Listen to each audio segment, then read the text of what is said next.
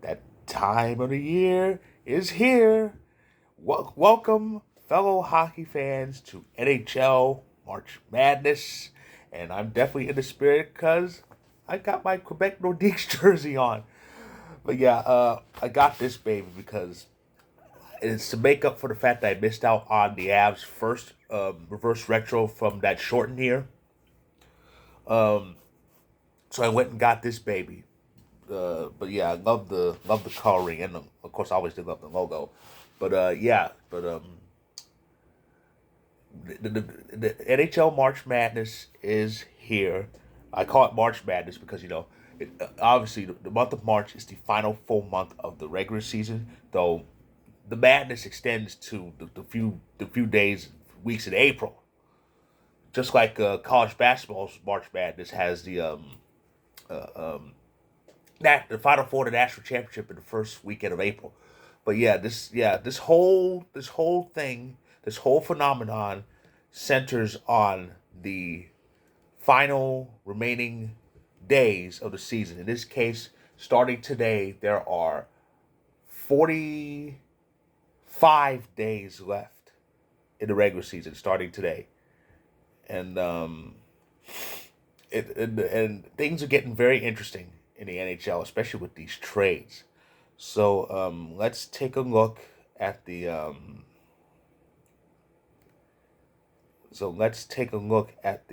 standings entering the final 45 days of the NHL's regular season. Let's start with the the Eastern Conference. In the East, the Atlantic top three, you have the Bruins, of course. Bruins are leading the league. Actually, they have 99 points in the standings and 47 wins entering March. Isn't that something? Um, they're 17 points ahead of Toronto. That division's theirs. That division is Boston's. I think it's Boston, Toronto, and Tampa Bay. They're the top three entering this month. I think it's going to stay that way because I can't see anybody really passing Tampa Bay in the standings because I think right now I think it's Buffalo in fourth in the Atlantic, good for them, but they're way behind. So yeah, that top three is going to stay. Now, whether Toronto and Tampa Bay stay in their current positions, that will be determined in the final stretch. But Boston's going to finish first. They're going to get the President's Trophy, though that may not be a good thing for the Bruins. As the Avs, we avoided it, and as you can see, it worked out. Um, in the Metro, it's the Hurricanes, the Devils, and the Rangers who are the top three. Hurricanes league with 86 points. New Jersey's 83. The Rangers have 77 after being kind of up and down during the midpoint of the season. Rangers, let's talk about them. They've been making noise in the trade front. They already traded for Tarasenko, and of course, you heard the news. They got Patrick Kane in the deal. It had been rumored for a long while that Kane was going to the Rangers, and now it's official. So Patrick Kane is a New York Ranger, and this should be really interesting in that Metro division. So that's the top three in the East Division. The wild card standings. This is where it gets kind of crazy. Right now, the Islanders with 70 points and the Penguins with 69 hold the wild card spots. And it's crazy. Just less than a week ago, the Penguins were behind the playoff line. Yeah, that streak is in jeopardy. It is because there's no way that the Island. I don't think the Islanders or Pittsburgh are going to pass the Rangers in the standings. I think the wild card's pretty much it for those two. It's that or bust, and it's a close race in that Eastern Conference. Pittsburgh could end up missing the playoffs for the first time since the 05-06 season, which was Sidney Crosby's rookie year. So, but they have won three straight entering this month, and we'll see how it goes for them. But as far as who's behind them, Buffalo with 66 points, Florida with 66, Ottawa with 64, Detroit with 64, Washington with 64. Yes, Buffalo, Ottawa, Detroit each have a shot at the playoffs. Buffalo hasn't made the playoffs since 2011. That's the longest current drought in hockey. Ottawa, this is the best. This is the best they've done really since the trade, since that big trade 5 years ago. Because it's been hell for them since, but now they could be on the cusp of a playoff spot, which, well, even if they make it, they'll be one and out. But even so, that's gonna have Pierre Dorian's wheels turning and see who he can pick up during the offseason. And Detroit, they're finally coming. They're coming back to life. They got a good shot. But those are the positives. The negative side of this is Florida.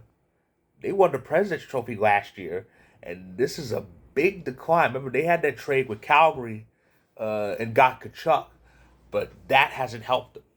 They are just awful. And Washington, the only thing keeping them relevant is Ovechkin moving one goal closer and closer and closer to Wayne Gretzky's record. Other than that, no. And they've been making deals too. They've been kind of giving away players too. They traded 2 of their players to Boston, and I think the news broke about some time ago. We got one of their players. We got Lars Eller. But I need to read who we got up, who we gave up. I mean, now speed of Colorado, let's go to the West, the Central Division. Oh boy! Now the Central's not strong like it has been for years, but it's still close. Dallas leads with 75 points. Minnesota second with 74. The Avs, the reigning, defending, undisputed Stanley Cup champions, 73 points on a big winning tear. Winnipeg is a close fourth at 72. That's right. First through fourth in the Central, separated by 3 points. And the reason why it's so close, Dallas can't win an overtime shootout. They can't. They definitely can't win an overtime. They have lost 13. They have lost 13 games past regulation this year. 10 of them were in the overtime period. You need to win an overtime. Dallas should be at least 10 points. Should at least have a 10-point lead in the division. But because they can't take care of business after 60 minutes, the lead's only 1 over Minnesota, and we're only 2 behind them because the Avs have been winning. We are winning games. We have been using last year's slogan, find a way. Of course, that worked out for us. And, the Avs have won 6 straight, won 7-1-2 in our last 10. We are on the cusp of not only taking the division, we might end up number 1 in the West again. And think about it. And imagine, this is without Landeskog for the whole year, and this is without McCarr for a good bit. And McKinnon had missed time before. Of course, he's been back. And Rantanen has teared it up. Had his first 40-goal season. Seriously, if Connor McDavid wasn't, well, Connor McDavid, Rantanen would be a shoo-in for the Hart. I'm dead serious. But speaking of, I mentioned Connor McDavid. Let's talk about him later. We'll talk about him, about the Pacific. The Pacific is close, too. Vegas and LA tied in points, but Vegas is 2 games in hand. Seattle is behind both of them with 72. Edmonton is 72. So both divisions are close. But let's talk about the Kings. Because I want to talk about something they did that still pisses me off and surprised me. Why the hell would they trade Jonathan Quick? They traded Jonathan Quick to the 7th level of hell known as the Columbus Blue Jackets. Quick is upset, and understandably, because the Kings are on the cusp of another playoff spot. Last year's not a fluke. Last year was not an accident when they made it. And they're showing it because Kings could have won the division. But they traded Quick, their faithful goalie. Now, he's had a bad year this year, but that's just 1 year. This is the same Quick who I saw win 2 cups with the Kings, win a Conn Smythe in 2012, and was a brick wall for LA for a lot of years, especially during that 2012 run where they had to win a whole bunch of road games just to get that cup. And I mean, and this trade comes after the Kings had that big win in Winnipeg where Anze Kopitar scored 4 goals. That's a big boost for morale. Ugh. But yeah, I feel for Quick. This trade really sucks. I don't know what the hell Rob Blake is thinking with this deal. But it better not bite him in the backside. It better not. But yeah, and Vegas, amazing. Vegas has really rebounded from last year when they missed the playoffs for the first time ever. Like I said, the best revenge is living row, and when you get punched in the mouth, you get mad, and these things happen. The wild card is interesting. So Canada's on top of it. It's the Oilers. Oilers and Jets currently hold the spots. Both at 72 points. Both have played the same amount of games. So that goes to the other tiebreaker. Regulation wins, and Edmonton has that. They're number one. Winnipeg's number two. But it's declines for both of them. See, the Jets at one point were actually in first place in Central, but they've been losing games lately. Edmonton has also been losing games lately, and to bad teams, because their goaltending is in the shitter, and it sucks. It sucks. Connor McDavid could end up finishing with at least now 150 points this year.